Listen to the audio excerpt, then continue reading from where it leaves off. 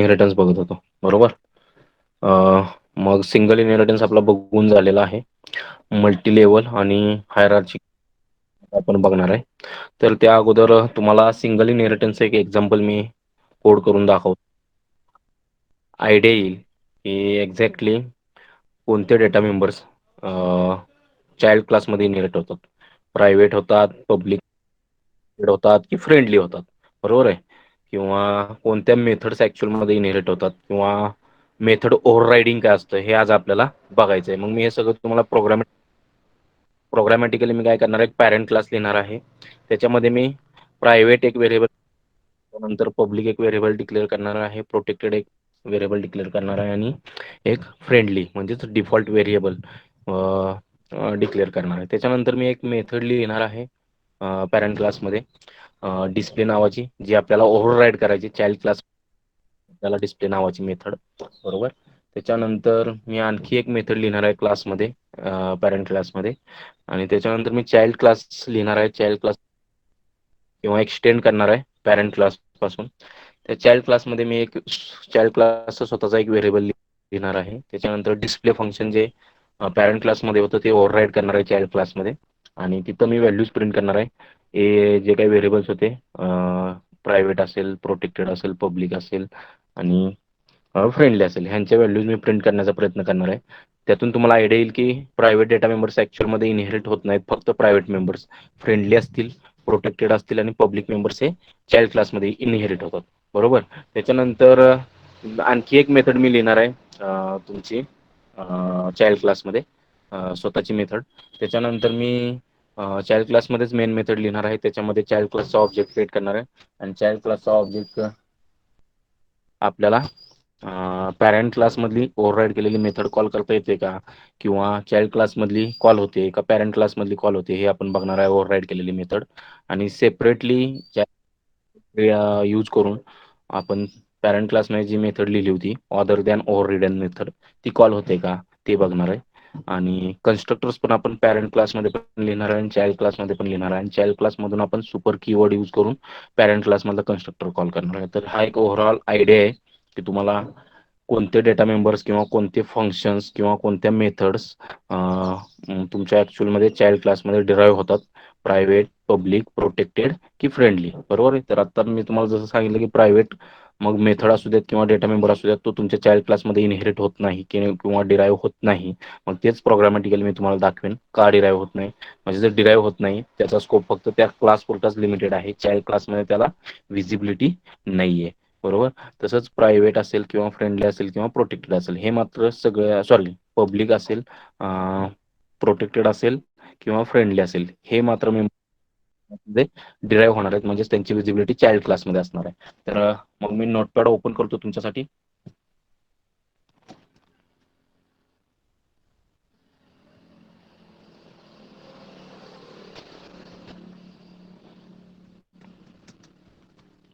ठीक आहे, notepad open केलेला आहे.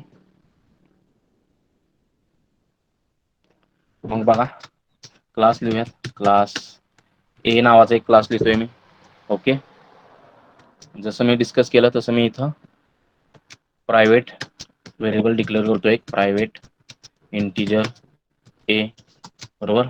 सेम वे मी इंटिजर बी हा फ्रेंडली व्हेरिएबल म्हणजेच डिफॉल्ट व्हेरिएबल डिक्लेअर करतोय. त्याच्यानंतर प्रोटेक्टेड एक व्हेरिएबल घेऊयात, प्रोटेक्टेड इंटिजर सी. त्याच्यानंतर पब्लिक नावाचा एक पब्लिक ॲक्सेस स्पेसिफायर असलेला एक व्हेरिएबल घेतो, इंटिजर डी. आणि एक मी कन्स्ट्रक्टर लिहितोय बघा, बरोबर? कन्स्ट्रक्टरचं नाव same as a class name असते, हे तुम्हाला सगळ्यांना माहिती आहे आता, बरोबर? आणि कन्स्ट्रक्टरचा जॉब काय असतो, to provide the initial values to the instance members or data members of class. मग इनिशियल व्हॅल्यूज देऊयात. एला मी देतो 10, ठीक आहे? त्याच्यानंतर मी बीला देतो 20, ठीक आहे? त्याच्यानंतर सीला मी देतो 30, त्याच्यानंतर डीला मी व्हॅल्यू देतो किती, 40. ओके, आणि ते एक स्टेटमेंट टाकतो मी की system dot out dot println parent class constructor.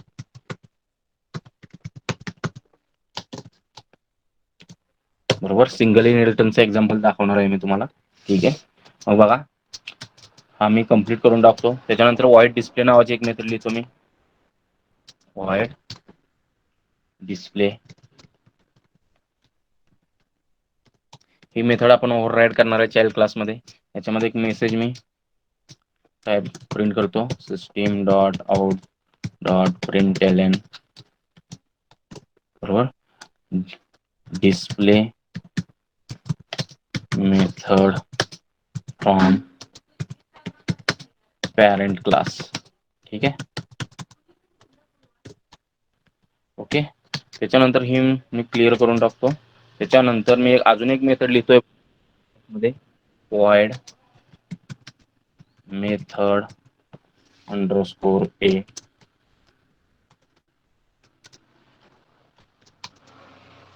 पुन्हा मेसेज डिस्प्ले करतो, system dot out dot println method from किंवा method A from parent class. ठीक आहे, आणि ही मेथड कंप्लीट करतो. हा झाला तुमचा पॅरेंट क्लास. बरोबर, बघा एकदा पॅरेंट क्लासमध्ये मी काय काम केलंय. बघा, क्लास ए हा मी लिहिलेला आहे. बरोबर, त्याच्यामध्ये मी प्रायव्हेट व्हेरिएबल एक डिक्लेअर केलेला आहे ए. बरोबर, डिफॉल्ट ऍक्सेस स्पेसिफायर असलेला व्हेरिएबल बी, म्हणजेच फ्रेंडली ऍक्सेस स्पेसिफायर असलेला व्हेरिएबल बी. त्याच्यानंतर प्रोटेक्टेड ऍक्सेस स्पेसिफायर असलेला व्हेरिएबल सी आणि पब्लिक ऍक्सेस स्पेसिफायर असलेला व्हेरिएबल डी, असे 4 व्हेरिएबल्स मी इन्स्टन्स व्हेरिएबल्स आपण क्लास ए मध्ये डिक्लेअर केलेले आहेत. त्याच्यानंतर मग कन्स्ट्रक्टर लिहिलेला आहे मी. त्या कन्स्ट्रक्टरमध्ये पॅरेंट क्लास कन्स्ट्रक्टर हा एक मेसेज मी प्रिंट केला आहे आणि इनिशियल व्हॅल्यूज ए, बी, एस, सी असाइन केलेले आहेत. बरोबर, त्याच्यानंतर डिस्प्ले नावाचं एक फंक्शन लिहिलेलं आहे. त्याच्यामध्ये मी फक्त मेसेज प्रिंट केलाय, display method from parent class. बघा, त्याच्यानंतर void मेथड अंडरस्कोर ए एक मेथड लिहिलेलं आहे क्लास ए मध्ये, त्याच्यात मेसेज प्रिंट केलाय method A from parent class. तर हा आहे तुमचा पॅरेंट क्लास. ओके, किंवा बेस क्लास, पॅरेंट और बेस क्लास. हे कळालंय का मला सांगा, पॅरेंट क्लास काय लिहिलंय मी ते. ओके, मग आता चाइल्ड क्लास लिहूयात. मग क्लास बघा बी, क्लास बी. आता चाइल्ड क्लास आपण हा एक्सटेंड करणार आहे कोणत्या क्लास पासून, ए पासून. मग कोणता कीवर्ड वापरतो आपण, तर बाबा EXTENDS, एक्सटेंड्स ए. बरोबर, क्लास बी एक्सटेंड्स ए. ह्याच्यामध्ये एक व्हेरिएबल घेतो इंटिजर ई, हा क्लासचा स्वतःचा स्पेसिफिक व्हेरिएबल आहे. आणि आता मी कन्स्ट्रक्टर लिहितोय क्लास बी मध्ये. बरोबर, कन्स्ट्रक्टरचं नाव same as a class name असते, हे तुम्हाला माहिती आहे. बरोबर, बी. ओके, आता मला काय करावं लागेल बघा, मी कन्स्ट्रक्टर बी लिहिलेला आहे. याच्यामध्ये मला पॅरेंट क्लासचा कन्स्ट्रक्टर कॉल करावा लागेल, कारण before constructing or before initializing object of child class, तुमची रिक्वायर्ड गोष्ट काय आहे, मी तुम्हाला काल सांगितलं होतं की पॅरेंट क्लासचा कन्स्ट्रक्टर कॉल केला पाहिजे किंवा पॅरेंट क्लासचा ऑब्जेक्ट इनिशियलाइज केला पाहिजे. म्हणजे before initializing object of child class you should initialize object of parent class. That means before constructing object of child class you should construct object of parent class. बरोबर आहे. मग super keyword वापरतो मी बघा. Super keyword आपल्याला माहिती आहे, super class base क्लासलाच आपण काय म्हणतो, सुपर क्लास. बरोबर, सुपर हा कीवर्ड वापरून मी बघा कन्स्ट्रक्टर कॉल करतोय. कोणता कन्स्ट्रक्टर, तर जो आपण आता वरती लिहिलेला आहे. बरोबर, कोणता कन्स्ट्रक्टर, ए क्लासचा कन्स्ट्रक्टर, कारण ए हा सुपर क्लास आहे बी क्लासचा, किंवा ए हा पॅरेंट क्लास आहे कोणत्या क्लासचा, बी क्लासचा. त्यामुळे तो काय करेल, पॅरेंट क्लास मधला कन्स्ट्रक्टर कॉल करेल, म्हणजे हा कन्स्ट्रक्टर कॉल होईल. आणि हे स्टेटमेंट प्रिंट केलं जाईल, पॅरेंट क्लास कन्स्ट्रक्टर. त्याच्यानंतर ए, बी, सी आणि डी च्या व्हॅल्यूज 10, 20, 30 आणि 40 ला अकॉर्डिंगली सेट केल्या जातील. ओके, त्याच्यानंतर मी आणखी काय करतोय, मला आता ह्या कन्स्ट्रक्टर मध्ये ई ला व्हॅल्यू असाइन करतो मी. बरोबर, E is equals to 50. Okay, मग आता मेथड ओव्हरराईड करतो मी. मग मेथड ओव्हररायडिंगचा रूल काय हो, की बाबा पॅरेंट क्लासमध्ये जी तुम्ही मेथड लिहिलेली आहे, तीच मेथड तुम्ही चाइल्ड क्लासमध्ये लिहायची आहे. बरोबर आहे. मग पॅरेंट क्लासमध्ये आपण कोणती मेथड लिहिली? व्हॉइड डिस्प्ले नावाची. बरोबर. सेम मी त्याचा रिटर्न टाइप पण चेंज करू शकत नाही मेथडचा, किंवा सपोज त्या मेथडला पॅरामीटर पास केले असतील, तर तेवढेच पॅरामीटर मला चाइल्ड क्लासमध्ये पण पास करावे लागतील, आणि जे टाइप्स आहेत, डेटा टाइप्स आहेत त्या पॅरामीटर्सचे, ते सेम मला चाइल्ड क्लासमध्ये ठेवावे लागतील. म्हणजेच मेथड ओव्हररायडिंगमध्ये काय, की मेथड सिग्नेचर चेंज होत नाही. पॅरेंट क्लासमध्ये जी मेथड सिग्नेचर आहे ती चाइल्ड क्लासमध्ये राहते. बरोबर आहे. मग व्हॉइड डिस्प्ले मेथड लिहितोय बघा, व्हॉइड डिस्प्ले. बरोबर. सेम मेथड आपण पॅरेंट क्लासमध्ये लिहिलेली आहे. मग इथं पुन्हा मी मेसेज एक डिस्प्ले करतो. Yes system dot out dot println. Okay. Display method from child class. Okay. आणि आता काय करूया तर आपण जे व्हेरिएबल्स आहेत त्यांचे व्हॅल्यूज आपण प्रिंट करूयात. कोणकोणते व्हेरिएबल्स तर बघा, system dot out dot println. बरोबर. व्हॅल्यू ऑफ ए इज आणि plus A. Okay. Same way सगळ्या व्हेरिएबलच्या व्हॅल्यू मी प्रिंट करून घेतो ई पर्यंतच्या. कंट्रोल सी, कॉपी पेस्ट करतो स्टेटमेंट. ठीक आहे.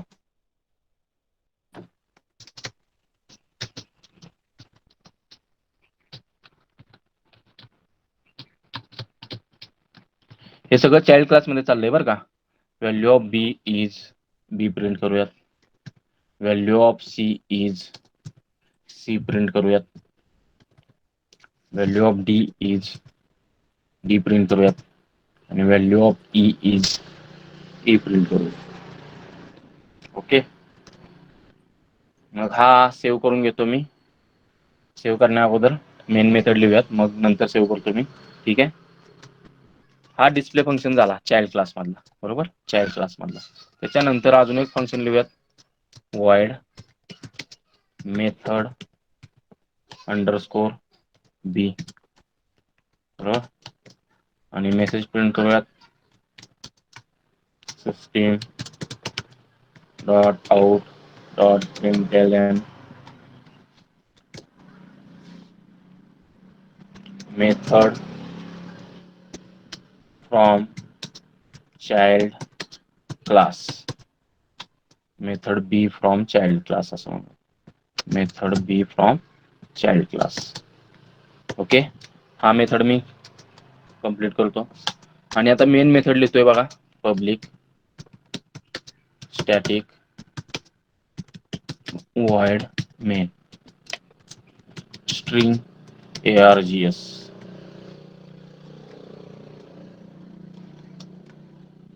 ओके. आता ऑब्जेक्ट क्रिएट करतो, पण ऑब्जेक्ट क्रिएट करताना मी चाइल्ड क्लासचा ऑब्जेक्ट क्रिएट करतोय बघा. ऑब्जेक्ट क्रिएट करताना मी चाइल्ड क्लासचा ऑब्जेक्ट क्रिएट करतोय. मग आपला चाइल्ड क्लास काय आहे? बी ओबीजे न्यू बी. हा काय करेल? हा चाइल्ड क्लास मधला कन्स्ट्रक्टर कॉल करेल. बरोबर. कारण ऑब्जेक्ट ज्यावेळी इनिशियलाइज होतो किंवा ऑब्जेक्ट आपण क्रिएट वापरून, त्यावेळी ऑटोमॅटिकली तो काय करतो? कन्स्ट्रक्टरला कॉल करतो. म्हणजे तो कोणता कन्स्ट्रक्टर कॉल करणार आहे? क्लास बी मधला कन्स्ट्रक्टर कॉल करणार आहे. म्हणून आतमध्ये आल्यावर हा काय करणार आहे? क्लास ए मधला सुपर वापरल्यामुळे क्लास ए मधला कन्स्ट्रक्टर कॉल करणार. सगळ्यात पहिले हे तुमचं स्टेटमेंट प्रिंट होणार, पॅरेंट क्लास कन्स्ट्रक्टर. त्याच्यानंतर ए बी सी आणि डी च्या व्हॅल्यू सेट केल्या जातील. ओके. ह्या स्टेटमेंटमुळे एवढं सगळं होणार आहे बघा. हा काय करणार आहे?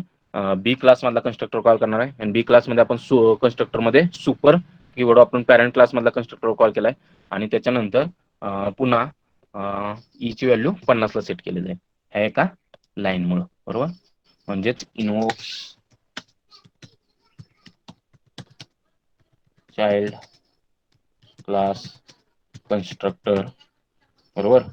आणि सुपर कीवर्ड काय करतो? सुपर हा कॉल्स पॅरेंट क्लास कन्स्ट्रक्टर. आणि हा बघा, पहिलं स्टेटमेंट असलं पाहिजे तुमच्या चाइल्ड क्लासमध्ये. हे सुपर हे तुमचं पहिलं स्टेटमेंट असलं पाहिजे तुमच्या चाइल्ड क्लासच्या कन्स्ट्रक्टरमध्ये. का तर चाइल्ड क्लासचा ऑब्जेक्ट क्रिएट करण्या अगोदर किंवा इनिशियलाइज करण्या अगोदर तुम्हाला पॅरेंट क्लासचा ऑब्जेक्ट इनिशियलाइज करावा लागतो. त्यामुळे हे पहिलं स्टेटमेंट असलं पाहिजे, you should call parent class constructor using super. Okay. Constructor हे महत्वाचं आहे, हे एक लक्षात ठेवा. Calls parent class constructor short form मध्ये लिहितोय मी. त्याच्यानंतर आता आपण काय करूयात, मेथड कॉल करूयात. पहिली कोणती मेथड कॉल करूयात, ओबीजे डॉट डिस्प्ले. आता मला सांगा, हा कोणती मेथड कॉल करेल, पॅरेंट क्लास मधली कॉल करेल का चाइल्ड क्लास मधली? तर बघा, हा चाइल्ड क्लास मधली डिस्प्ले मेथड कॉल करेल. हा चाइल्ड क्लास मधली डिस्प्ले मेथड कॉल करेल. का? पॅरेंट क्लास मधली मेथड तर चाइल्ड क्लास मध्ये डिराईव्ह झालेली आहे, पण आपण चाइल्ड क्लास मध्ये ती मेथड ओव्हरराईड केल्यामुळं ए क्लास मधून जी डिस्प्ले मेथड आलेली आहे, ए क्लास मधून जी डिस्प्ले मेथड आलेली आहे, त्याची विजिबिलिटी नाहीये. कारण ह्या जी मेथड ओव्हरराईड केली असल्यामुळे चाइल्ड क्लास मधली मेथडनं ती मेथड काय केली, आपण असं म्हणू शकतो की त्या मेथडची विजिबिलिटी गेलेली आहे. म्हणजेच त्याला आपण असं म्हणू शकतो की ओव्हररिडन मेथड. ठीक आहे.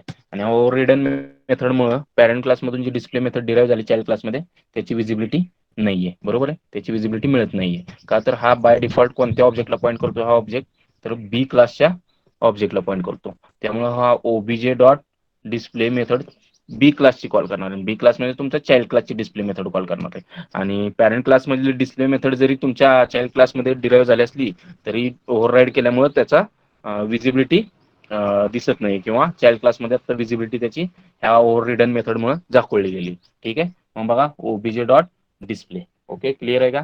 हा काय करणार आहे, तर पॅरेंट क्लास मधलं डिस्प्ले मेथड कॉल करणार आहे. मग बघा, calls display, sorry child class मधलं डिस्प्ले कॉल करणार आहे. Calls display in child class. Okay. त्याच्यानंतर बघा, OBJ dot method underscore A. बरोबर, हा काय करणार आहे, हा मेथड अंडरस्कोर ए ही जी मेथड आपण पॅरेंट क्लासमध्ये लिहिलेली आहे, बघा पॅरेंट क्लासमध्ये मेथड अंडरस्कोर ए ही जी मेथड लिहिलेली आहे ती कॉल करणार आहे. जरी तुमचा ऑब्जेक्ट हा चाइल्ड क्लासचा असला तरी ती पॅरेंट क्लास मधली मेथड इनहेरिटन्समुळे चाइल्ड क्लासमध्ये डिराईव्ह झालेली आहे. त्यामुळं चाइल्ड क्लासचा ऑब्जेक्ट यूज करून तुम्ही पॅरेंट क्लास मधली मेथड कॉल करू शकता. तेच मला सांगायचंय. म्हणजे calls method from parent class with object of child. Okay. मग चाइल्ड क्लासचा ऑब्जेक्ट यूज करून तुम्ही पॅरेंट क्लास मधली मेथड का कॉल करू शकता, तर इनहेरिटन्स मेकॅनिझममुळे ती मेथड तुमच्या चाइल्ड क्लासमध्ये अवेलेबल झालेली आहे. बरोबर आहे, चाइल्ड क्लासमध्ये अवेलेबल झालेली आहे. आणि दुसरी एक मेथड कॉल करूयात, ओबीजे डॉट मेथड अंडरस्कोर बी. मेथड अंडरस्कोर, हा काय करणार आहे, हा बी मधलीच मेथड कॉल करणार आहे. Call method from child class on child class. Okay. मग मेन मेथड क्लोज करतो आणि हा पण क्लोज करतो आणि क्लास सेव्ह करून देतो. बघा, save as, sorry,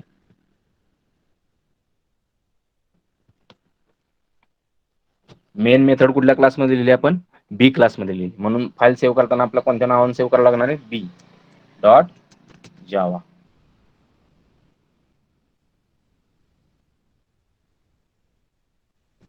okay, save केलेली आहे फाईल मी. ओके, फाईल सेव्ह केलेली आहे. पण आता प्रॉब्लेम काय येणार आहे बघा, चाइल्ड क्लासमध्ये आपण ह्या व्हॅल्यूज ज्या डिस्प्ले करतोय बघा, A B C D E, त्यातली ए ची व्हॅल्यू डिस्प्ले करणार नाही. तो ए ची व्हॅल्यू डिस्प्ले करणार नाही, एरर देणार आहे आपल्याला. का? ए कोणता मेंबर आहे, प्रायव्हेट मेंबर आहे. आपण बघा, एक मेंबर जो बेस क्लास किंवा पॅरेंट क्लासने जो व्हेरिएबल ए डिक्लेअर केला आहे तो आहे तुमचा प्रायव्हेट. म्हणजेच त्याचा स्कोप किंवा त्याची विजिबिलिटी फक्त क्लास ए पुरती मर्यादित आहे. बरोबर आहे. क्लास आपल्याला अवेलेबल नसणार आहे, क्लास बी मध्ये आपल्याला तो अवेलेबल नसणार आहे. आणि आपण काय केलंय, क्लास बी मध्ये डिस्प्ले मेथड ओव्हरराईड केली आणि त्या मेथडमध्ये आपण तो प्रिंट करण्याचा प्रयत्न केलाय. म्हणजे हा दुसऱ्या क्लासमध्ये आपण तो व्हेरिएबल ऍक्सेस करण्याचा प्रयत्न केलाय. त्यामुळं काय प्रॉब्लेम येणार आहे, इथं आपल्याला एरर देणार आहे. या स्टेटमेंटला एरर देणार आहे, हे लक्षात ठेवा. बरोबर. पण बाकीचे जे व्हेरिएबल्स आहेत, कोणकोणते, इंटिजर बी हा डिफॉल्ट किंवा त्याला आपण फ्रेंडली ऍक्सेस स्पेसिफायर म्हणतो, तो चाइल्ड क्लासमध्ये ऍक्सेसिबल असणार आहे. बरोबर आहे. प्रोटेक्टेड आहे सी, तो पण चाइल्ड क्लासमध्ये ऍक्सेसिबल असणार आहे. आणि पब्लिक, तो तर काही कुठेही ऍक्सेसिबल असणार आहे, म्हणजे तो चाइल्डमध्ये पण ऍक्सेसिबल असणार आहे. मग ते मात्र तुमचे व्हेरिएबल्स प्रिंट केले जाऊ शकतात. पण इथं मात्र तुम्हाला तो एरर देणार आहे, याची व्हॅल्यू तो प्रिंट करणार नाही. का तर तुम्ही तो ऍक्सेस करताय बी क्लासमध्ये किंवा चाइल्ड क्लासमध्ये, आणि त्याची विजिबिलिटी चाइल्ड क्लासमध्ये नाही का तर तो व्हेरिएबल प्रायव्हेट आहे. मग आता बघा कंपाईल टाइमलाच तुम्हाला एरर देईल, मी ते तुम्हाला कंपाईल करून दाखवतो code. Let us go to E drive, let us go to online Java program folder, javac B dot Java. बघा कंपाईल करतोय, एरर दिला पाहिजे त्यानं. हे बघा आता एरर देतोय तो, काय म्हणतोय बघा, A has a private access in A, आणि तो स्टेटमेंट दाखवलं त्यानं, system dot out dot println value of A is, आपण जी प्रिंट केले ते. म्हणजेच एरर काय दिला त्यानं, की ए हा प्रायव्हेट मेंबर आहे आणि तुम्ही तो प्रिंट करण्याचा प्रयत्न करताय दुसऱ्या क्लासमध्ये, हे त्यानं मला सांगितलं. मग मी काय करतो, हे स्टेटमेंट आहे ना हे, ते मी कमेंटमध्ये टाकतो, कमेंटमध्ये टाकतो, म्हणजे ते एक्झिक्यूट होईल का हो? नाही होणार. तो एक्झिक्यूट होईल का? नाही होणार. मग मी सेव्ह करतो. आता पुन्हा मी प्रोग्राम काय करतो तुमचा, कंपाईल करतो.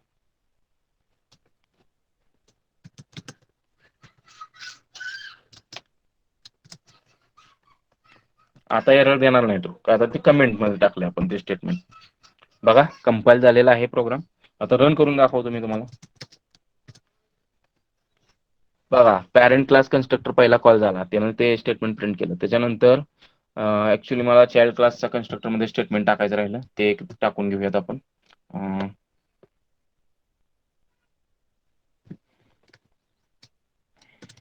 System dot out dot print LN child class constructor. Okay, save करतो, पुन्हा कंपाईल करूयात, क्लिअर करून घेतो. Javac B dot Java,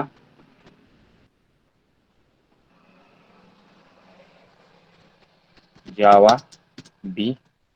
बघा पॅरेंट क्लास कन्स्ट्रक्टर पहिला कॉल झाला, त्याच्यानंतर चाइल्ड क्लास कन्स्ट्रक्टर. बघा ते स्टेटमेंट आपण टाकल्यामुळे कळतंय की कंट्रोल त्या कन्स्ट्रक्टर मध्ये जातोय. त्याच्यानंतर display method from child class. बघा कोणतं स्टेटमेंट आपण, हे कसं झालंय तुम्हाला मी इथं दाखवतो बघा.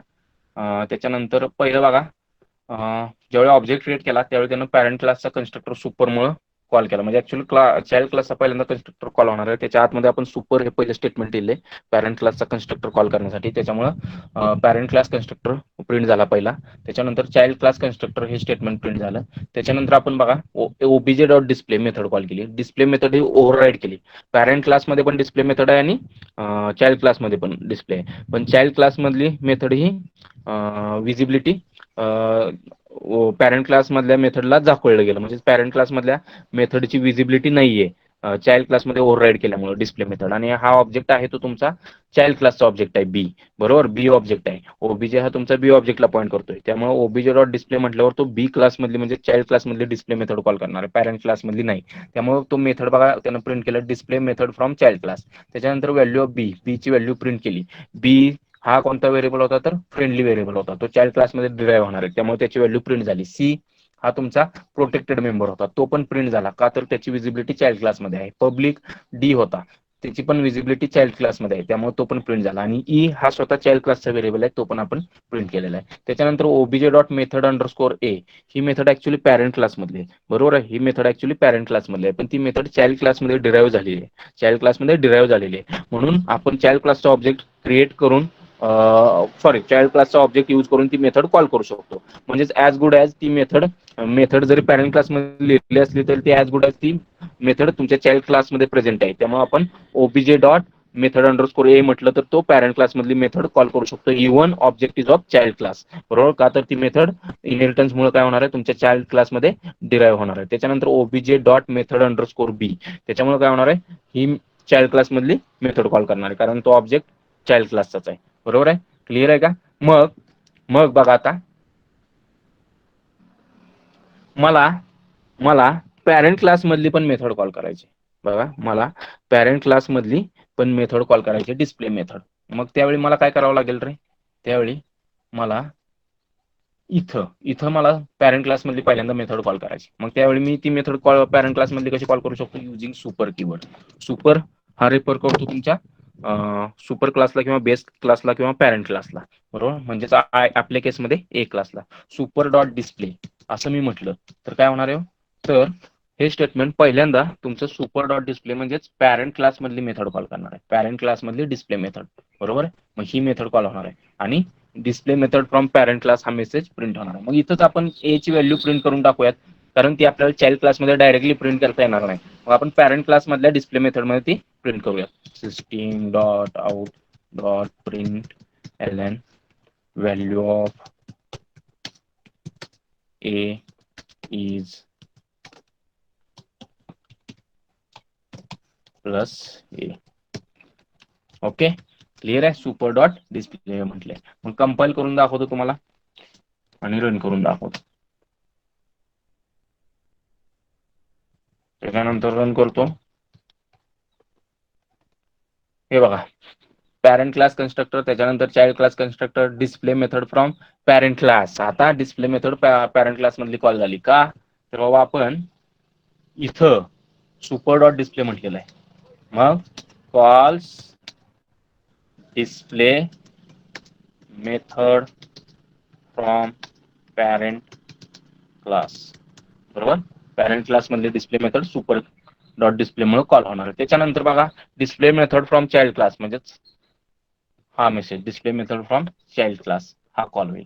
त्याच्यानंतर हे स्टेटमेंट काढून टाकायचं. आता याचा काय आपल्याला यूज नाही, आपण ते वरच्या क्लास ए मध्ये त्याच्यानंतर बी सी डी आणि ईच्या व्हॅल्यूज प्रिंट केल्या जातील. आणि त्याच्यानंतर नेहमीप्रमाणे तुमचं मेथड ए आणि मेथड बी कॉल केलेले आहे. तर हे अशा पद्धतीने तुमचं सिंगल इनहेरिटन्स मध्ये कोणकोणत्या गोष्टी कव्हर केल्या जातात किंवा कोणकोणत्या गोष्टी विजिबल असतात चाइल्ड क्लासमध्ये, ते मला तुम्हाला दाखवायचं होतं. मेथड ओव्हर रायडिंग काय असतं ते पण दाखवायचं होतं. आणि ओव्हर रिडन मेथड्स असतील तर मग कशा रिझॉल्व्ह करू शकतो, पॅरेंट क्लासमधली कशी रिझॉल्व्ह करू शकतो किंवा कॉल करू शकतो, चाइल्ड क्लासमधली कशी ऍक्सेस करू शकतो, हे पण मी तुम्हाला दाखवलेलं आहे. आणि अजून एक गोष्ट मला तुम्हाला दाखवायची आहे की बघा, आता मी रेफरन्स व्हेरिएबल, बघा रेफरन्स म्हणतोय मी, ए obj1 इक्वल्स टू न्यू बी. आता बघा, रेफरन्स व्हेरिएबल मी क्लास एचा आहे किंवा पॅरेंट क्लासचा रेफरन्स व्हेरिएबल obj1 आहे, बरोबर आहे. पण तो पॉईंट कोणाला करतोय, ऑब्जेक्टला. कुठल्या ऑब्जेक्टला पॉईंट करतोय तो, तर तो पॉईंट करतोय तुमच्या बी ऑब्जेक्टला. तो पॉईंट करतोय तुमच्या बी ऑब्जेक्टला. त्यामुळे मी obj1 डॉट डिस्प्ले म्हटलं, obj1 डॉट डिस्प्ले म्हटलं, किंवा obj1 डॉट मेथड ए म्हटलं, किंवा obj1 डॉट मेथड बी म्हटलं, तरी तो आपल्याला सेमच रिझल्ट देणार आहे.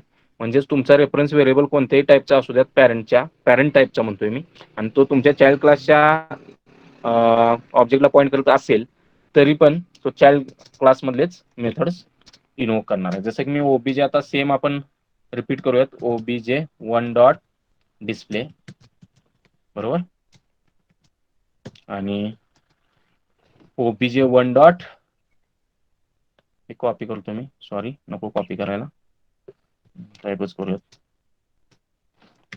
obj1 डॉट मेथड अंडरस्कोर ए आणि obj1 डॉट मेथड अंडरस्कोर बी. ठीक आहे. तरी पण रिझल्ट सेम येणार आहे. इथे एक स्टेटमेंट टाकतो मी, म्हणजे तुम्हाला रिझल्ट व्हेरीफाय करता येतील. System dot out dot println latest से स्टार स्टार स्टार स्टार, म्हणजेच वरच्या याचं आउटपुट आणि खालच्या याचं आउटपुट तुम्हाला वेगवेगळं बघता येईल. ठीक आहे. प्रोग्राम मी कंपाईल करतोय, जावा cb डॉट जावा. काय म्हणतो हा, कॅन नॉट फाइंड सिम्बॉल.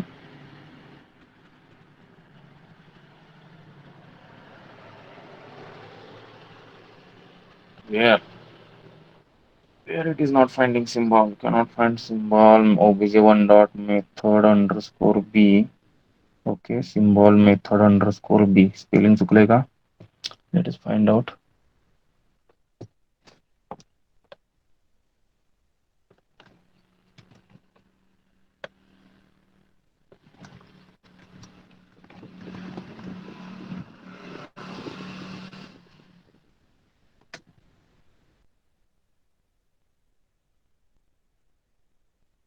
हा, ओके, सॉरी.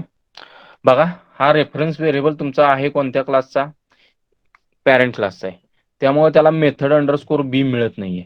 मग याला आपण कमेंट मध्ये टाकूयात, फक्त आता व्हेरीफाय करण्यापुरतं. ठीक आहे. आणि मग मी तुम्हाला ते एक्सप्लेन करतो. आता कंपाईल करूयात.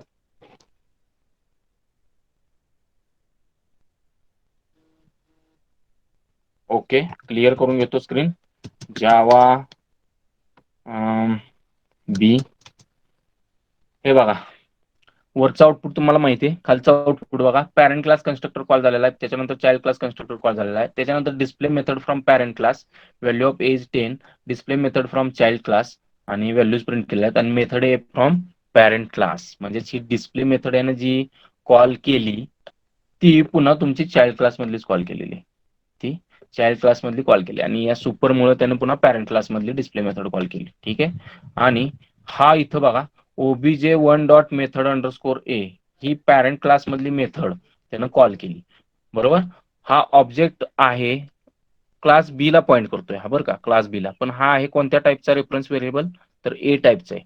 त्यामुळं ए मध्ये ज्या मेथड्स आहेत तेवढ्याच विजिबल आहेत, त्याला बी ची मेथड विजिबल नाहीये, त्याला बी ची मेथड विजिबल नाहीये. म्हणजेच ओबीजे 1 डॉट मेथड अंडरस्कोर बी ही कॉल होत नाहीये. ह्याला तो प्रॉब्लेम देतोय, ह्याला तो प्रॉब्लेम देतोय. बघा पुन्हा एकदा मी करून दाखवतो तुम्हाला ही मेथड. पुन्हा एकदा आपण लिहूयात, कंट्रोल व्ही, मेथड अंडरस्कोर बी.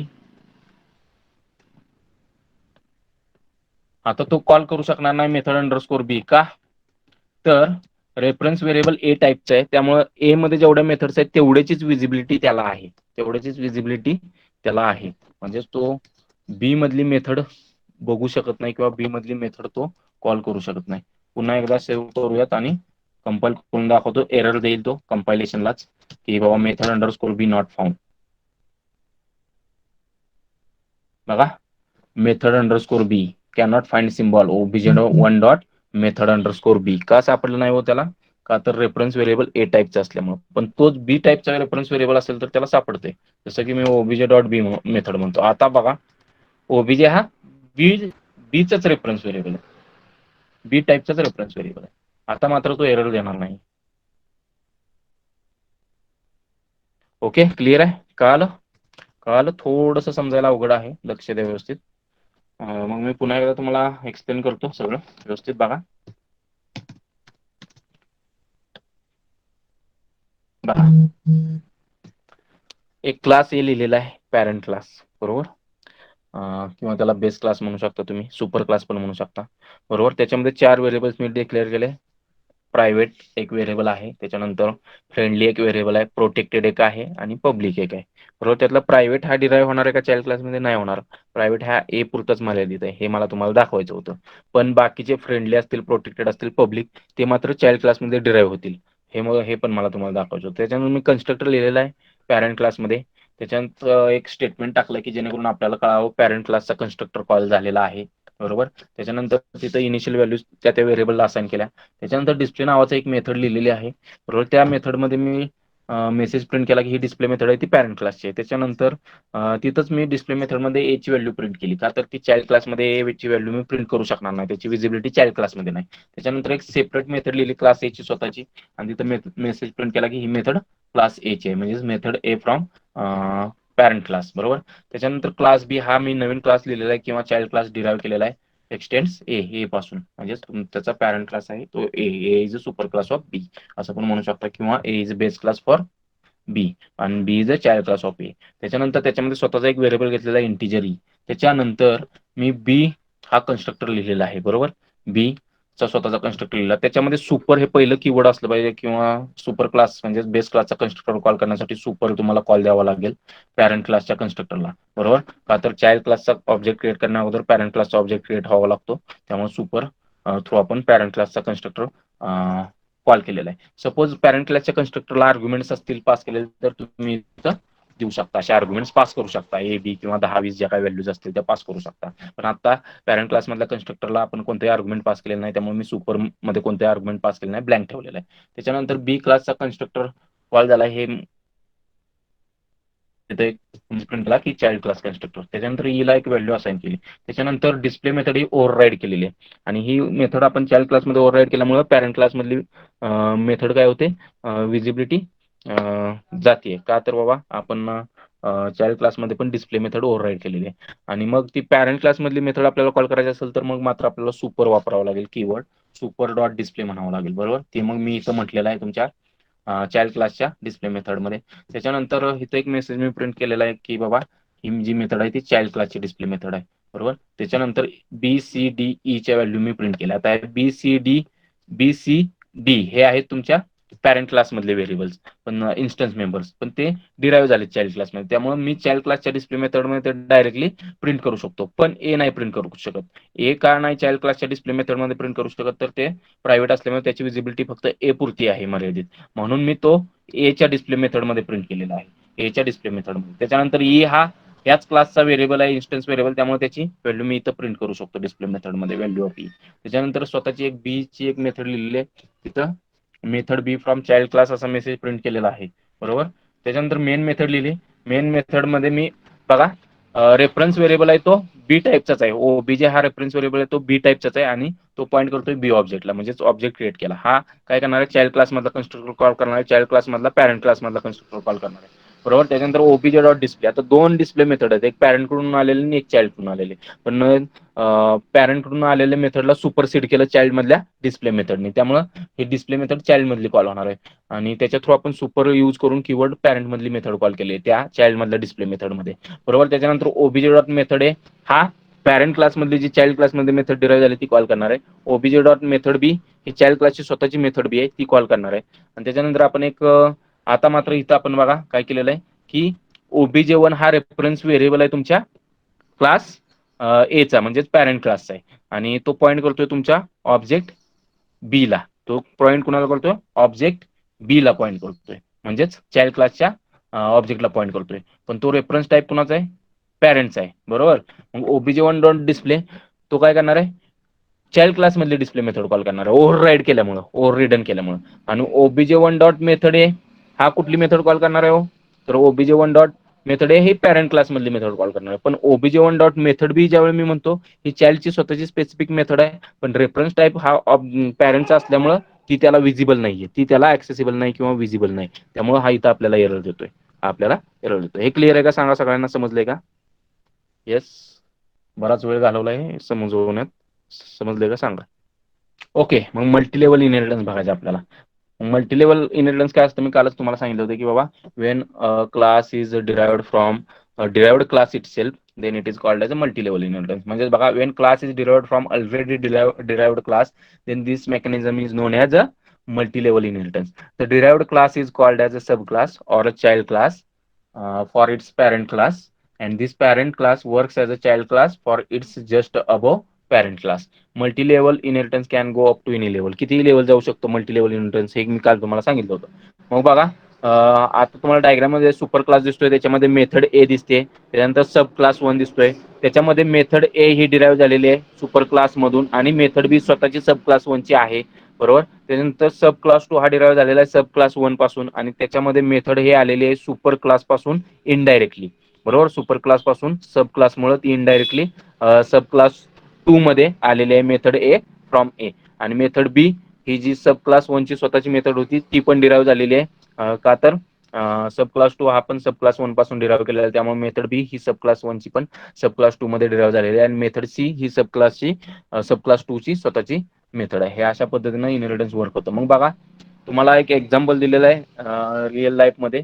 क्लास स्क्वेअर आहे, त्याच्यामध्ये लेंथ आणि एरिया हे दोन, लेंथ हा डेटा मेंबर आहे, एरिया हे मेथड आहे किंवा फंक्शन आहे. त्याच्यानंतर तो डिराईव्ह झालेला आहे, सॉरी तो डिराईव्ह केलेला आहे नवीन क्लासमध्ये, क्लास रेक्टँगल मध्ये. आणि रेक्टँगल मध्ये ब्रेड हा एक क्लास किंवा इन्स्टन्स व्हेरिएबल आहे, सॉरी इन्स्टन्स व्हेरिएबल आहे असं म्हणा, क्लास नाही. ठीक आहे. आणि रेक्ट एरिया हे रेक्टेंगलचा एरिया कॅल्क्युलेट करण्यासाठीचं फंक्शन किंवा मेथड आहे त्या क्लासमध्ये. बरोबर. आता लेंथ आहे तो काय येणार आहे, ऑटोमॅटिकली डिराईव्ह होणार आहे तुमच्या रेक्टँगल क्लासमध्ये. आणि एरिया हे फंक्शन पण काय होणार आहे, ऑटोमॅटिकली डिराईव्ह होणार आहे तुमच्या रेक्टँगल क्लासमध्ये. कशामुळे, तर इनहेरिटन्समुळे. त्याच्यानंतर रेक्टँगल हा डिराईव्ह केलेला आहे बॉक्स क्लासमध्ये आणि त्याच्यामध्ये हाईट हा स्वतःचा त्याचा इन्स्टन्स व्हेरिएबल आहे आणि व्हॉल्यूम हे त्याचं स्वतःचं फंक्शन नाही. तर मग लेंथ ब्रेड हे डिराईव्ह होणार तुमच्या बॉक्स क्लासमध्ये. तसेच एरिया एरिया हे पण मेथड्स तुमच्या बॉक्स क्लासमध्ये डिराईव्ह होणार आहेत. बरोबर. Again depending on the access specifier for this data members and methods. बरोबर. जर प्रायव्हेट असतील तर त्या इनहेरिट होणार नाहीत. पण जर अदर दॅन प्रायव्हेट असतील तर ते इनहेरिट होणार आहेत. बरोबर. मग बघा एक्झाम्पल दिलं तुमच्यासाठी, import Java dot lang dot star. बरोबर. लँग पॅकेज हे बाय डिफॉल्ट प्रोग्राममध्ये इम्पोर्टेड असतं, त्यामुळे ते इम्पोर्ट करण्याची गरज नाही, म्हणजे त्या स्टेटमेंटची गरज नाही, पण लिहिलेलं आहे. ठीक आहे. त्याच्यानंतर क्लास स्क्वेअर लिहिलेला आहे, हा सुपर क्लास आहे. त्याच्यामध्ये इंटिजर लेंथ हा एक इन्स्टन्स व्हेरिएबल आहे. बरोबर. डिफाईन केलेला स्क्वेअर आणि त्याला पास केलेला इंटिजर एक्स एक आर्ग्युमेंट पास केलेला आहे, कन्स्ट्रक्टर आहे, आणि लेंथला व्हॅल्यू सेट केली एक्सची. बरोबर. वाईड एरिया म्हणजेच स्क्वेअरचा एरिया कॅल्क्युलेट करण्यासाठी मेथड लिहिलेली आहे. त्याच्यामध्ये integer area is equal to length into length, म्हणजेच लेंथ स्क्वेअर असं काहीतरी फॉर्म्युला असेल. बरोबर. स्क्वेअरचा. बरोबर. System dot out dot println area of square is plus area print करून टाकला. त्याच्यानंतर क्लास रेक्टँगल लिहिलेला आहे बघा. Rectangle extends square. Class rectangle extend square म्हणजे रेक्टँगल हा डिराईव्ह केलेला आहे, डिराइव्ड क्लास आहे, आणि तो डिराईव्ह कशापासून झालेला आहे, स्क्वेअर क्लास पासून. म्हणजे rectangle is a child class आणि त्याचा पॅरेंट क्लास आहे स्क्वेअर. बरोबर. मग बघा त्याच्यामध्ये एक इन्स्टन्स व्हेरिएबल आहे इंटिजर ब्रेड्थ. बरोबर. त्याच्यानंतर रेक्टँगल नावाचा कन्स्ट्रक्टर लिहिलेला आहे, त्याला दोन व्हॅल्यूज पास केले आर्ग्युमेंट इंटिजर एक्स आणि इंटिजर वाय. मग मी तुम्हाला सांगितलं होतं की पॅरेंट क्लासच्या कन्स्ट्रक्टरला कॉल करावं लागतं चाइल्ड क्लासच्या कन्स्ट्रक्टर मधून युझिंग सुपर. मग सुपर बघा, आणि त्याला पास केलेलं आहे व्हॅल्यू एक्स. त्याला पास केलेले आहे व्हॅल्यू एक्स, म्हणजेच कुठं जाईल ही व्हॅल्यू, तर स्क्वेअरच्या एक्स मध्ये जाईल जी व्हॅल्यू पास केली आहे ती, आणि ती लेंथला सेट केली जाईल स्क्वेअर क्लासच्या. बरोबर. त्याच्यानंतर ब्रेड इक्वल टू वाय, म्हणजेच हा रेक्टँगल क्लासचा जो इन्स्टन्स व्हेरिएबल आहे ब्रेड, त्याची व्हॅल्यू वायला सेट केलेली आहे. त्याच्यानंतर रेक्ट एरिया म्हणजे रेक्टँगलचा एरिया कॅल्क्युलेट करण्यासाठी मेथड लिहिलेली आहे. त्याच्यामध्ये integer area one equal to length into breadth formula वापरून एरिया कॅल्क्युलेट केला आणि तो प्रिंट केला. System dot out dot println area of rectangle is equal to plus area one. त्याच्यानंतर क्लास बॉक्स आहे, तो एक्सटेंड केलाय आपण रेक्टँगल क्लास पासून. बरोबर. आणि मग बघा क्लास रेक्टँगल मध्ये काय काय आहेत तुमच्या इथं, क्लास बॉक्स एक्सटेंड्स रेक्टँगल. बरोबर. Inherit class from class rectangle, जो की रेक्टँगल क्लास पासून inherit box inherit class box from class rectangle. बरोबर. त्याच्यानंतर मग बघा इंटिजर हाईट लिहिलेला आहे, एक स्वतःचा व्हेरिएबल आहे क्लास बॉक्सचा इन्स्टन्स व्हेरिएबल. बरोबर. त्याच्यानंतर बॉक्स कन्स्ट्रक्टर लिहिलेला आहे, त्याला 3 आर्ग्युमेंट पास केलेत एक्स वाय आणि झेड इंटिजर टाइप्सचे, आणि सुपर हा कन्स्ट्रक्टर कॉल केला. हा कोणाचा कन्स्ट्रक्टर कॉल करणार आहे, स्क्वेअरचा की रेक्टँगलचा, तर रेक्टँगलचा इमिडिएट पॅरेंटचा. सुपर हा जो कॉल करणार आहे कन्स्ट्रक्टर, तो इमिडिएट पॅरेंटचा कॉल करणार आहे. ठीक आहे. म्हणजेच रेक्टँगलचा, का तर बाबा बॉक्स हा डिराईव्ह झाला रेक्टँगल पासून, आणि रेक्टँगलच्या कन्स्ट्रक्टर मध्ये आपण सुपर कीवर्ड वापरलाय, तो कोणाचा कन्स्ट्रक्टर कॉल करणार आहे, तर स्क्वेअरचा. का तर रेक्टँगलचा पॅरेंट कोण आहे, स्क्वेअर आहे, म्हणजेच इमिडिएट पॅरेंटचा कन्स्ट्रक्टर इन्व्होक केला जातो. म्हणजेच हा सुपर एक्स कॉमा वाय हा कोणाचा कन्स्ट्रक्टर कॉल करणार आहे, रेक्टँगलचा, आणि रेक्टँगल मधला सुपर एक्स कॉल करणार आहे स्क्वेअरचा. मग स्क्वेअर मधला पहिला एक्झिक्यूट होईल, त्याच्यानंतर कम्प्लिशन केलं जाईल तुमच्या रेक्टँगलच्या कन्स्ट्रक्टरचं, आणि त्याच्यानंतर कम्प्लिशन केलं जाईल तुमच्या बॉक्सच्या कन्स्ट्रक्टरचं. ओके. क्लिअर आहे. मग बघा आणि हाईट हा जो स्वतःचा व्हेरिएबल होता रेक्टँगल सॉरी बॉक्स क्लासचा, तो झेडला सेट केलेला आहे, आणि सुपरला एक्स आणि वाय व्हॅल्यूज पास केलेले आहेत. ठीक आहे. त्याच्यानंतर वाईड व्हॉल्यूम कॅल्क्युलेट करण्यासाठी फंक्शन लिहिलेलं आहे. मग integer volume equal to length into breadth into height, आणि तो जो काय व्हॉल्यूम आलेला आहे तो प्रिंट केला आहे. System dot out dot println volume of box is equal to plus volume. ठीक आहे. त्याच्यानंतर एक क्लास शेप नावाचा लिहिलेला आहे, त्याच्यामध्ये फक्त मेन मेथड लिहिलेली आहे, पब्लिक स्टॅटिक व्हॉइड मेन. बरोबर. स्ट्रिंग आर्ग्स नेहमी. आणि आता ऑब्जेक्ट क्रिएट करताना मी बॉक्सचा ऑब्जेक्ट क्रिएट केलाय, box B equal to new box. त्याला पास केलं 3 आर्ग्युमेंट 10, 20 आणि 30. मग 10, 20 आणि 30 येणार तुमच्या बॉक्स क्लासच्या कन्स्ट्रक्टरच्या एक्स वाय आणि झेड या आर्ग्युमेंट मध्ये. त्यातलं सुपर एक्स कॉमा वाय आपण म्हटलेलं आहे, म्हणजे 10 आणि 20 हे पुन्हा तुमच्या प्रोव्हाइड केले जातील रेक्टँगल क्लासच्या कन्स्ट्रक्टरला. त्याच्यामध्ये पुन्हा सुपर एक्स म्हटले, म्हणजे 10 पुन्हा तुमच्या लेंथला सेट केला जाईल. बरोबर. त्याच्यानंतर ब्रेडला तुमच्या 20 सेट केला जाईल, आणि तुमच्या हाईटला 30 सेट केला जाईल. बरोबर. आणि बी डॉट रेक्ट एरिया हे मेथड कॉल केलेली आहे बघा, creating object of box class B dot volume, आणि बी डॉट रेक्ट एरिया म्हणजे कोणती मेथड कॉल केली जाईल, तुमच्या रेक्टँगल क्लासची rect area rectangle class. Okay. अशा पद्धतीनं हे एक एक्झाम्पल आहे. तसंच तुम्हाला व्हॉल्यूम डिस्प्ले करायचं असेल तर बी डॉट व्हॉल्यूम करावं लागेल. आणि तुम्हाला सपोज एरिया डिस्प्ले करायचा असेल स्क्वेअरचा तर बी डॉट एरिया कॉल करावं लागेल. अशा पद्धतीनं तुमचं मल्टी लेवल इनहेरिटन्स वर्क होतं. समजलंय का? सांगा जरा मल्टी लेवल इनहेरिटन्स चॅट बॉक्समध्ये सांगा, काय क्वेरी आहे का? हे महत्वाचं आहे बघा, की ज्यावेळी तुम्ही बॉक्स क्लासचा कन्स्ट्रक्टर क्रिएट करताय, बरोबर, चाइल्ड क्लासचा, बरोबर, तो कुणाचा कन्स्ट्रक्टर कॉल करणार, सॉरी, बॉक्स क्लासचा ऑब्जेक्ट ज्यावेळी क्रिएट करता त्यावेळी तो कुणाचा कन्स्ट्रक्टर कॉल करणार आहे? बॉक्स क्लासचा कन्स्ट्रक्टर. पण त्या बॉक्स क्लासच्या कन्स्ट्रक्टरमध्ये सुपर कीवर्ड यूज करून आपण कन्स्ट्रक्टर कॉल करतोय, तो कुणाचा कॉल करणार आहे? तर रेक्टेंगलचा. आणि रेक्टेंगलच्या कन्स्ट्रक्टरमध्ये आपण सुपर वापरून कन्स्ट्रक्टर कॉल करतोय, तो कुणाचा करणार आहे? स्क्वेअरचा. म्हणजे सगळ्यात पहिलं एक्झिक्युशन कुठल्या कन्स्ट्रक्टरचं कंप्लीट होईल म्हणतोय मी. कंप्लीट होईल तर तुमच्या स्क्वेअरचं पहिलं स्क्वेअर ऑब्जेक्ट पहिला इनिशियलाइज केला जाईल, त्याच्यानंतर रेक्टेंगल ऑब्जेक्ट इनिशियलाइज केला जाईल आणि त्याच्यानंतर तुमचा बॉक्स ऑब्जेक्ट इनिशियलाइज केला जाईल.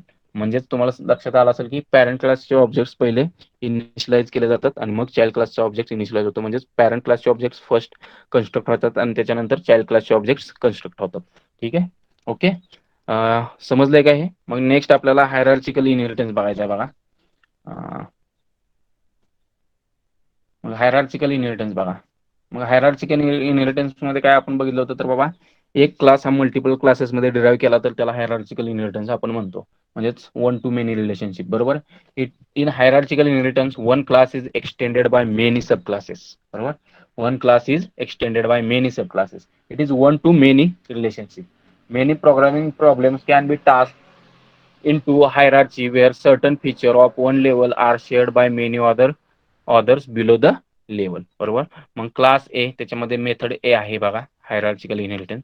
आणि क्लास बी आणि क्लास सी हे दोन वेगवेगळे क्लासेस डिराईव्ह झालेले आहेत क्लास ए पासून, बरोबर. आणि क्लास बी मध्ये पण मेथड ए आलेली आहे आणि क्लास बी ची स्वतःची मेथड बी आहे. क्लास सी मध्ये बघा मेथड ए आलेली आहे इनहेरिटन्स मुळे आणि मेथड सी स्वतःची आहे. तर हे अशा पद्धतीनं तुमचा हायरार्चिकल इनहेरिटन्स असतो. मग त्याचं एक्झाम्पल बघा, hierarchical inheritance multiple childs of same parent. हे म्हणजेच तुमचा hierarchical inheritance, multiple childs of same parent. Parent class आहे बघा क्लास टीचर, आणि class computer department extends teacher, बरोबर. आणि class science department extends teacher. म्हणजेच वेगवेगळे डिपार्टमेंट चे टीचर्स हे टीचर हा जो तुमचा पॅरेंट क्लास आहे त्याचे चाइल्ड क्लास आहेत. ओके. मग एक्झाम्पल बघा, ॲबस्ट्रॅक्ट क्लास शेप, त्याच्यामध्ये डिम1, डिम2 आणि डिस्प्ले, बरोबर, ही मेथड आहे. आणि ॲबस्ट्रॅक्ट एरिया ही एक मेथड आहे. मग डिम1 आणि डिम2 हे मेथड काय आहेत रे? सॉरी, डिम1 आणि डिम2 हे तुमचे इन्स्टन्स मेंबर्स आहेत. आणि ॲबस्ट्रॅक्ट क्लास काय असतो? ॲबस्ट्रॅक्ट क्लास हा असा क्लास असतो की ज्याचा तुम्ही ऑब्जेक्ट क्रिएट करू शकत नाही. का? तर त्याचं इम्प्लिमेंटेशन कंप्लीट नसतं. इम्प्लिमेंटेशन कंप्लीट नसतं म्हणजे काय? म्हणजेच की त्या क्लासमध्ये एक तरी मेथड अशी असते की ज्याची डेफिनेशन कंप्लीट नसती. त्याचं फक्त डिक्लरेशन असतं. ओके. ॲबस्ट्रॅक्ट क्लास हा असा क्लास आहे ज्याचा तुम्ही ऑब्जेक्ट क्रिएट करू शकत नाही, बरोबर. आणि त्या क्लासमध्ये एक तरी अशी मेथड असते की ज्याचं डेफिनेशन कंप्लीट नाही, म्हणजेच त्या मेथडचं declaration is present there but definition is not present there. आणि जो पण क्लास इम्प्लिमेंट जो पण क्लास ह्या क्लासपासून एक्सटेंड होणार आहे त्या क्लासमध्ये त्या मेथडचं इम्प्लिमेंटेशन देणं गरजेचं असतं. म्हणजे जी मेथड बाबा तुमची कंप्लीट नाही आहे किंवा जी मेथडचं डेफिनेशन लिहिलं नाही, फक्त डिक्लरेशन आहे, अशा मेथडला म्हटलं तर ॲबस्ट्रॅक्ट मेथड. आणि त्या क्लासमध्ये एक तरी मेथड ॲबस्ट्रॅक्ट असल्यामुळे त्या क्लासला म्हटलं तर ॲबस्ट्रॅक्ट क्लास, बरोबर. म्हणजे तो क्लास कंप्लीट नाही आहे. का कंप्लीट नाही आहे किंवा त्याचा ऑब्जेक्ट का क्रिएट करू शकत नाही? तर तो क्लास कंप्लीट नाही इन द सेन्स त्या क्लासमध्ये अशा मेथड्स प्रेझेंट आहेत, एक किंवा एकापेक्षा जास्त अशा मेथड्स प्रेझेंट आहेत की ज्या मेथड्सच्या डेफिनेशन्स नाही आहेत त्या क्लासमध्ये, इम्प्लिमेंटेशन नाही आहे, फक्त डिक्लरेशन प्रेझेंट आहे. मग अशा ॲबस्ट्रॅक्ट क्लासेस ज्यावेळी दुसऱ्या क्लासेस एक्सटेंड करतात अशा ॲबस्ट्रॅक्ट क्लासेस पासून, त्यावेळी ते दुसरे जे क्लासेस ह्या क्लासेस पासून ॲबस्ट्रॅक्ट क्लासेस पासून एक्सटेंड झालेत त्यांना मात्र ज्या मेथडचं डेफिनेशन कंप्लीट नाहीये त्या मेथडचं इम्प्लिमेंटेशन द्यावं लागतं कंपल्सरी. ठीक आहे, ओके. अदरवाईज जर त्यांनी पण जर इम्प्लिमेंटेशन त्या मेथड्सना प्रोव्हाइड केलं नाही तर ते पण ॲबस्ट्रॅक्ट बनतात. मग बघा, ॲबस्ट्रॅक्ट क्लास शेप, त्याच्यामध्ये डिम1, डिम2 हे इन्स्टन्स व्हेरिएबल आहे, डिस्प्ले ही एक मेथड आहे आणि ॲबस्ट्रॅक्ट एरिया ही एक मेथड आहे. आता हा डिराईव्ह केलाय बघा दोन क्लासेसमध्ये, क्लास रेक्टँगल आणि क्लास ट्रायंगल. मग क्लास रेक्टँगल मध्ये दोन मेथड्स दिल्यात, गेट डी आणि एरिया. बरोबर. आणि क्लास ट्रायंगल मध्ये पुन्हा गेट डी आणि एरिया, बरोबर. हे मेथड्स आहेत. म्हणजेच बघा, ह्यातली ऍबस्ट्रॅक्ट एरिया ही मेथड काय हो, तर बाबा फक्त डिक्लरेशन आहे शेप क्लासमध्ये. शेप हा ऍबस्ट्रॅक्ट क्लास आहे, त्याच्यामध्ये फक्त डिक्लरेशन आहे, त्याचं इम्प्लिमेंटेशन नाहीये. का तर शेप हा जनरल शेप आहे, आपल्याला माहित नाहीये कसला शेप असेल तो. बाबा रेक्टँगल असू शकतो, ट्रायंगल असू शकतो. मग रेक्टँगल हा एक शेप आहे, बरोबर आहे. मग त्याचा एरिया आपल्याला कॅल्क्युलेट करायचा आहे. मग तो आपण काय केलाय, ड्राईव्ह केलेला आहे शेप क्लास पासून रेक्टँगल आपण काय केलेलं आहे, ड्राईव्ह केलेला आहे. आणि मग मात्र रेक्टँगल क्लासमध्ये आपण एरिया ही जी ऍबस्ट्रॅक्ट मेथड होती शेप क्लासची, ती इम्प्लिमेंट केलेली आहे. आणि ती कशासाठी आपण इम्प्लिमेंट केली, तर रेक्टँगलचा एरिया कॅल्क्युलेट करण्यासाठी इम्प्लिमेंट केली. सेम वे ट्रायंगलमध्ये पण बघा, ट्रायंगलमध्ये पण एरिया नावाची मेथड आपण इम्प्लिमेंट केलेली आहे. पण ती कशासाठी इम्प्लिमेंट केली आहे, शेप क्लासमधलीच ती ऍबस्ट्रॅक्ट मेथड आहे, ती इथं आपण ट्रायंगल क्लासमध्ये इम्प्लिमेंट केली. पण इथं मात्र ती आपण ट्रायंगलचा एरिया कॅल्क्युलेट करण्यासाठी इम्प्लिमेंट केलेली आहे. ट्रायंगलचा एरिया कॅल्क्युलेट करण्यासाठी इम्प्लिमेंट केलेली आहे. मग बघा, हायरार्चिकल इनहेरिटन्सचं एक्झाम्पल बघा. Import Java dot IO dot star. आता Java dot IO dot star, IO हे पॅकेज आहे इनपुट आउटपुट, बरोबर. त्याच्यामध्ये बरेचसे क्लासेस आहेत. जसं स्कॅनर क्लास हा युटिल पॅकेज मधला अवेलेबल होता. तो कशासाठी आपण वापरत होतो, तर कमांड लाईनवरून जे काही युजर इनपुट करणारे व्हॅल्यू त्या प्रोग्राममध्ये ऍक्सेस करण्यासाठी आपण युटिल क्लासमधला स्कॅनर, युटिल पॅकेजमधला स्कॅनर हा क्लास आपण वापरत होतो. तसंच आयओ इनपुट आउटपुट हा पॅकेज आहे, त्याच्यामध्ये पण बरेचसे क्लासेस अवेलेबल आहेत की जे क्लासेस यूज करून तुम्ही कमांड लाईनवरून युजरकडून व्हॅल्यूज ऍक्सेप्ट करू शकता. म्हणजेच फक्त स्कॅनर क्लास हाच मेकॅनिझम नाही की ज्याच्या थ्रू तुम्ही कमांड लाईनवरून युजरकडून व्हॅल्यूज ऍक्सेप्ट करू शकता. तर आयओ पॅकेज मधले पण क्लासेस आहेत, जसं की डाटा इनपुट स्ट्रीम क्लास आहे. तो क्लास तुम्हाला फॅसिलिटी प्रोव्हाइड करतो की बाबा युजर कमांड लाईनवरून ज्या काही व्हॅल्यूज एंटर करतोय त्या प्रोग्राममध्ये तुम्ही ऍक्सेस करू शकता. मग बघा, ऍबस्ट्रॅक्ट क्लास शेप हा ऍबस्ट्रॅक्ट क्लास आहे. का ऍबस्ट्रॅक्ट क्लास आहे, तर त्याचं डेफिनेशन कंप्लीट नाहीये. म्हणजे त्या क्लासमध्ये एक तरी ऍबस्ट्रॅक्ट मेथड आहे. ऍबस्ट्रॅक्ट मेथड म्हणजेच काय, की त्या मेथडचं डेफिनेशन नाही, म्हणजे त्या मेथडसाठी आपण कोड लिहिलेलं नाही, इम्प्लिमेंटेशन लिहिलेलं नाही त्या मेथडसाठी. ती मेथड फक्त आपण त्या क्लासमध्ये डिक्लेअर केलेली आहे, डिफाईन केलेली नाही. डिफाईन ज्यावेळी मेथड आपण करतो त्यावेळी त्या मेथडला बॉडी प्रोव्हाइड करतो, आणि डिक्लेअर करतो म्हणजे फक्त डिक्लेअर करतो, त्याला बॉडी प्रोव्हाइड करत नाही मेथडला, बरोबर. मग बघा, फ्लोट डिम1 कॉमा डिम2, डायमेन्शन 1 डायमेन्शन 2 हे दोन फ्लोट टाईपचे आपण इन्स्टन्स व्हेरिएबल घेतलेले आहे. त्याच्यानंतर व्हाईट गेट डेटा ही मेथड लिहिलेली आहे, गेट डेटा मेथड. मग ती मेथड काय करते, तर हे डिम1 आणि डिम2च्या व्हॅल्यू ऍक्सेप्ट करते. मग ती डिम1 आणि डिम2च्या व्हॅल्यू ऍक्सेप्ट करण्यासाठी तुम्ही स्कॅनर क्लास पण वापरू शकता. पण मी इथं स्कॅनर क्लास नाही वापरला, तर डेटा इनपुट स्ट्रीम वापरले. बघा, डेटा इनपुट स्ट्रीम हा क्लास आहे तुमच्या आयओ पॅकेज मधला, कुठल्या इनपुट आउटपुट पॅकेज मधला, म्हणून आपण import Java dot IO dot star म्हटलं होतं. मग बघा, data input stream D equals to new data input stream आणि सिस्टीम डॉट इन, बरोबर. आणि डेटा इनपुट स्ट्रीमचा ऑब्जेक्ट आपण क्रिएट केलेला आहे, आणि ऑब्जेक्ट क्रिएट करताना आपल्याला डेटा इनपुट स्ट्रीम क्लासच्या कन्स्ट्रक्टरला सिस्टीम डॉट इन हा आर्ग्युमेंट पास केलेला आहे. सिस्टीम डॉट इन काय असतो आपल्याला माहिती आहे, तर हा ऑब्जेक्ट ऑफ इनपुट स्ट्रीम आहे. ऑब्जेक्ट ऑफ इनपुट स्ट्रीम आहे की जो बाय डिफॉल्ट तुमचं कीबोर्ड रिप्रेझेंट करतो. म्हणजेच बाय डिफॉल्ट तो काय करतो, तुमचा कीबोर्ड रिप्रेझेंट करतो. म्हणजे आपण डेटा इनपुट स्ट्रीम क्लासला जो ऑब्जेक्ट पास केलेला आहे तो तुमच्या इनपुट स्ट्रीमचा ऑब्जेक्ट पास केलेला आहे, आणि जो तुमचा कीबोर्डची स्क्रीन रिप्रेझेंट करतो, बरोबर. म्हणजे तो काय करणार आहे, तर तुमच्या कीबोर्डच्या वरून ज्या कीज टाईप करणार त्या सिस्टीम डॉट इन इनपुट स्ट्रीमवर रीड केल्या जाणार आहेत, आणि त्या सप्लाय केल्या जाणार आहेत डेटा इनपुट स्ट्रीम ऑब्जेक्टला, डेटा इनपुट स्ट्रीम ऑब्जेक्टला. मग बघा, ट्राय आणि कॅच म्हटलेलं आहे. म्हणजेच आता हे ट्राय आणि कॅच कधी वापरतो आपण, तर एक्सेप्शन हँडलिंग मध्ये वापरतो. मग एक्सेप्शन हँडलिंग काय असतं त्यावेळी डिटेलमध्ये मी तुम्हाला एक्सप्लेन करेन. तर आता मी तुम्हाला फक्त एक सिम्पल लँग्वेजमध्ये सांगायचं, म्हणजे एक्सेप्शन म्हणजेच it's a kind of situation where normal flow of your program gets disturb. म्हणजेच काय की तुमचा अशा काही मेथड्स असतात की ज्या मेथड्समुळे तुमचा प्रोग्रामचं टर्मिनेशन होऊ शकतं ॲब्रुप्टली. म्हणजेच तुमचा प्रोग्राम टर्मिनेट होऊ शकतो जर तुम्ही त्या मेथड्स ज्या काही एक्सेप्शन थ्रो करतात त्या हँडल नाही केल्या तर. ठीक आहे, एक्सेप्शन हँडलिंगच्या वेळी मी डिटेलमध्ये एक्सप्लेन करेन. आता फक्त लक्षात ठेवा की ज्या मेथड्स ह्या डेटा इनपुट स्ट्रीम क्लासमध्ये अवेलेबल आहेत त्या मेथड्स काही एक्सेप्शन थ्रो करतात, त्यामुळे तुमचा प्रोग्राम ॲब्रुप्टली टर्मिनेट होऊ शकतो, जे आपल्याला नकोय. आपल्याला काय करायचंय, तर त्या एक्सेप्शन्स हँडल करायचे. मग एक्सेप्शन हँडलिंगसाठी जावा तुम्हाला ट्राय कॅच मेकॅनिझम प्रोव्हाइड करतं, की ज्या केसमध्ये ट्रायमध्ये तुम्हाला असा कोड लिहायचा आहे की तुम्हाला असं वाटतं की त्या कोडमुळे तुमच्या प्रोग्रामचं नॉर्मल एक्झिक्युशन किंवा नॉर्मल फ्लो डिस्टर्ब होऊ शकतो, टर्मिनेट होऊ शकतो प्रोग्राम. म्हणजेच जो कोड तुम्हाला वाटतोय की ज्या कोडमध्ये एक्सेप्शन रेज केली जाऊ शकते आणि त्याच्यामुळे तुमचा प्रोग्राम टर्मिनेट होऊ शकतो, तो ट्राय ब्लॉकमध्ये लिहायचा आहे. मग बघा try system dot out dot println enter the value of dimension. त्याच्यानंतर dim1 equal to float dot parse float D dot read line. आता डी डॉट रीड लाईन ही मेथड काय करते, तर बाबा एक्सेप्शन थ्रो करते. एक्सेप्शन थ्रो करते. मग ती एक्सेप्शन थ्रो केल्यामुळे काय होऊ शकतं की तुमचा प्रोग्राम टर्मिनेट होऊ शकतो जर ते आपण एक्सेप्शन हँडल नाही केली तर. मग आपल्याला ते नकोय, म्हणून आपण डी डॉट रीड लाईन चा जो पूर्ण कोड आहे, जिथं जिथं आपण डी डॉट रीड लाईन ही मेथड वापरणार आहे, तो सगळा ट्राय ब्लॉकमध्ये टाकलाय.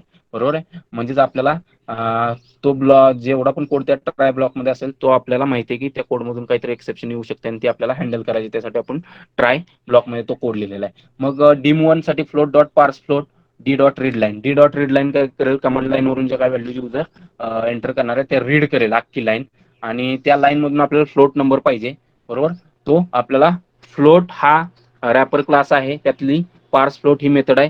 त्याच्यामुळं कमांड लाईन मधून जो स्ट्रिंगच्या फॉर्मॅटमध्ये जो काही डेटा येणार आहे, तो आपल्याला कन्वर्ट केला जाईल फ्लोटच्या फॉर्म मध्ये आणि तो dim1 व्हेरिएबलला असाइन केला जाईल. त्याच्यानंतर बघा dim2 dimension 2 variable equals to float dot parse float. पुन्हा त्याला D dot read line pass केलंय. डी डॉट रीड लाईन पुन्हा काय करेल, कमांड लाईन वरून युजर जो काही व्हॅल्यू एंटर करेल तो रीड करेल, पण तो व्हॅल्यू येणार आहे स्ट्रिंगच्या फॉर्म मध्ये. तो येणार आहे व्हॅल्यू स्ट्रिंगच्या फॉर्म मध्ये. मग तो पुन्हा आपल्याला नंबरच्या फॉर्म मध्ये कन्वर्ट करण्यासाठी, फ्लोटच्या फॉर्म मध्ये कन्वर्ट करण्यासाठी wrapper class float dot parse float. पार्स फ्लोट ही मेथड वापरून तो जो काही स्ट्रिंगच्या फॉर्म मध्ये नंबर आलेला आहे, त्याच्यामधून आपल्याला तो फ्लोटच्या फॉर्म मध्ये कन्वर्ट करावा लागेल, प्रिमिटिव्ह फॉर्म मध्ये, आणि तो डायमेन्शन 2 व्हेरिएबल मध्ये. त्याच्यानंतर ही जी एक्सेप्शन रेज झालेली असते डी डॉट रीड लाईन मेथडमुळे, ते आपल्याला हँडल करावं लागते किंवा कॅच करावं लागते. मग त्यासाठी आपण कॅच ब्लॉक लिहितो ट्राय नंतर लगेच. कॅच एक्सेप्शन ई म्हटलेलं आहे आणि त्याच्या आतमध्ये आपण मेसेज प्रिंट केलाय system dot out dot println general error आणि जो एक्सेप्शन ऑब्जेक्ट जो थ्रो झाला होता तो फक्त प्रिंट केलेला आहे. ओके. एक्सेप्शन ऑब्जेक्ट आपण फक्त प्रिंट केलेला आहे. तर हे ज्यावेळी आपण एक्सेप्शन हँडलिंग बघू तेव्हा मी डिटेलमध्ये एक्सप्लेन करेन. आता फक्त लक्षात ठेवा की जो ब्लॉक किंवा एखादी मेथड ज्याच्यामुळे तुमच्या प्रोग्रामचं टर्मिनेशन होऊ शकतं अब्रुप्टली, बरोबर आहे, नॉर्मल फ्लो डिस्टर्ब होऊ शकतो, का तर ती मेथड एखादी एक्सेप्शन थ्रो करत असते, त्या केसमध्ये आपल्याला ती हँडल करण्यासाठी ट्राय कॅच ब्लॉक लावावा लागतो. ट्राय ब्लॉकमध्ये जो कोड आपल्याला सस्पिशियस वाटतोय की ज्याच्या थ्रू एक्सेप्शन थ्रो केली जाऊ शकते किंवा रेज केली जाऊ शकतो, तो लिहायचा आहे. आणि त्याच्यानंतर कॅच आपल्याला ती एक्सेप्शन करायचं आहे, कॅच एक्सेप्शन ई म्हणायचंय. ओके. त्याच्यानंतर डिस्प्ले मेथड लिहिलेली बघा वॉइड डिस, आणि तिथं आपण डायमेन्शन 1 आणि डायमेन्शन 2 च्या व्हॅल्यू प्रिंट केलेल्या. त्याच्यानंतर बघा नेक्स्ट ऍबस्ट्रॅक्ट वॉइड एरिया. आता ऍबस्ट्रॅक्ट वॉइड एरिया ही मेथड काय बघा. मग बघा ऍबस्ट्रॅक्ट वॉइड एरिया आणि सेमीकोलन दिलाय. ह्या मेथडचं फक्त डिक्लेरेशन प्रेझेंट आहे, म्हणून त्याच्या अगोदर ऍबस्ट्रॅक्ट कीवर्ड वापरलाय. डिक्लेरेशन प्रेझेंट आहे म्हणजेच काय, याची डेफिनेशन लिहिली नाही. जसा व्हाईट डिस्प्लेसाठी आपण आतमध्ये ब्रॅकेट्समध्ये कोड लिहिलेला आहे, बरोबर आहे, तसं इथं मी ब्रॅकेट्समध्ये ब्लँक पण ठेवलेलं नाही, ती मेथड ब्रॅकेट्सच टाकलेलं नाहीत. डायरेक्टली मी फक्त डिक्लेरेशन लिहिलेलं आहे वॉइड एरिया आणि त्याच्या पुढे ऍबस्ट्रॅक्ट कीवर्ड वापरला, ऍबस्ट्रॅक्ट वॉइड एरिया. त्याचं मिनिंग काय की ही मेथड आहे ऍबस्ट्रॅक्ट मेथड, आणि एक जरी मेथड क्लासमध्ये ऍबस्ट्रॅक्ट असेल तर तुमचा क्लास ऍबस्ट्रॅक्ट बनतो, म्हणून ऍबस्ट्रॅक्ट क्लास शेप म्हटलेला आहे मी. ऍबस्ट्रॅक्ट कीवर्ड वापरलेला आहे क्लासच्या अगोदर, क्लास शेप. हा ऍबस्ट्रॅक्ट का झाला तर त्या क्लासमध्ये मी एक मेथड लिहिलेली आहे वॉइड एरिया, जी ऍबस्ट्रॅक्ट आहे. म्हणजे त्या मेथडचं फक्त डिक्लेरेशन आहे, डेफिनेशन नाहीये, त्याचा कोड लिहिलेला नाही. हा कोड लिहिणं गरजेचं आहे, तर रेक्टँगल क्लास आणि ट्रायंगल क्लासने इम्प्लिमेंट करणं गरजेचं आहे. जर त्यांनी पण सपोज त्या मेथडला कोड दिला नाही तर ते पण ऍबस्ट्रॅक्ट बनतील. मग बघा wide rectangle extend shape, wide rectangle extend shape, double area 1, बरोबर बरोबर, वाईड गेट डी आणि सुपर डॉट गेट डेटा म्हटलेलं आहे. म्हणजे सुपर क्लास मधली गेट डेटा मेथड कॉल केलेली आहे. बघूयात आपण ही मेथड कॉल केली आहे सुपर क्लास मधली गेट डेटा मेथड. ह्याच्यामुळे डायमेन्शन 1 आणि डायमेन्शन 2 च्या व्हॅल्यूज येतील. त्याच्यानंतर वाईड एरिया ही मेथड बघा, ही मेथड ऍबस्ट्रॅक्ट मेथड होती कुठं अगोदरच्या क्लासमध्ये, शेप क्लासमध्ये. आता मात्र रेक्टँगल क्लासमध्ये आपण ती इम्प्लिमेंट करतोय. का तर जो क्लास ऍबस्ट्रॅक्ट क्लास पासून एक्सटेंड होतो त्या क्लासमध्ये ऍबस्ट्रॅक्ट मेथडचं इम्प्लिमेंटेशन देणं गरजेचं आहे, म्हणून आपण ही वाईड एरिया मेथड इथं इम्प्लिमेंट केली. बघा त्याचा कोड लिहिलेला आहे, या ब्रॅकेट्समध्ये आपण कोड लिहिलेला आहे त्याचा, म्हणजेच ती मेथड इथं मी डिक्लेअर केलेली नाही तर डिफाईन केलेली आहे. आणि मग आपण एरिया कॅल्क्युलेट केला. Area 1 is equal to dimension 1 into dimension 2, रेक्टँगलचा एरिया, बरोबर, आणि तो एरिया प्रिंट केलेला आहे. The area of rectangle is plus area 1, बरोबर. सेम क्लास ट्रायंगल आहे, तो शेप पासून एक्सटेंड केलेला आहे.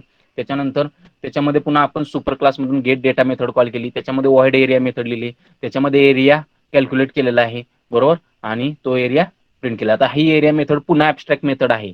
पुन्हा ॲब्स्ट्रॅक्ट मेथड आहे शेप क्लासची. ती ट्रायंगल क्लासमध्ये आपण इम्प्लिमेंट केली. कशासाठी? तर ट्रायंगलचा एरिया कॅल्क्युलेट करण्यासाठी. 1/2 इंटू हाईट इंटू काहीतरी लेंथ असा जो फॉर्म्युला असतो तुमचा तो.